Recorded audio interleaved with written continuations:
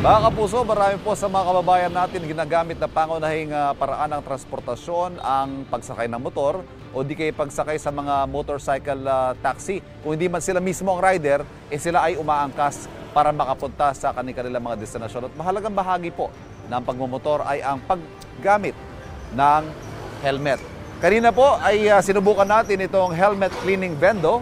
Ito, personal ko pong helmet ito. Dumaan ito sa 3-step process. Una-una yung UV light disinfection, may fogging at syempre yung steaming at air drying. Amuyin nga natin ano na ba amoy ng aking helmet? Ayan. Mabango na ang aking helmet. Amoy malinis na. Ayan, hindi na amoy mandirigma. Ayan, yung mga kapuso natin, siyempre, yung mga, lalo na yung mga motorcycle taxi riders, siyempre, bahagi po ng hanap buhay nila yan. Mahirap po ang biyahe, pinagpapawisan. Kaya naman ito, may makakasama tayo ngayong umaga, isang motorcycle taxi rider. Good morning, brother. Dito tayo, sama mo ko. Ikaw si? Renato po. Renato. Ilang oras ka nasa kalsada? Bali sa akin po, part-time job ko lang to eh.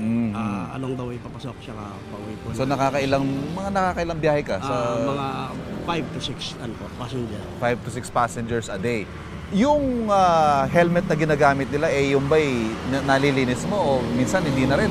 Minsan hindi na po pagka busy na eh. Pero pag may time, nililinis naman. Okay, eto ngayon ang tanong ko sa'yo. Ano na ang amoy ng helmet mo? Hindi ko po alam. ito sagot na namin ang linis ng helmet mo. Ilalagay lamang po natin.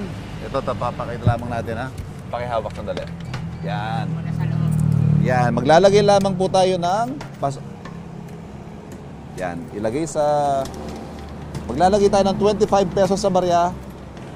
Pagsara natin, antay lamang tayo ng ilang segundo, mag-i-initialize yung machine at magsisimula na ang disinfection process ng helmet ni Renato. Maraming salamat at antay-antay natin para fresh ang helmet mo sa araw na ito. Kapuso, huwag magpapahuli sa latest news and updates, mag-iuna ka sa balita at mag-subscribe sa YouTube channel ng GMA Integrated News.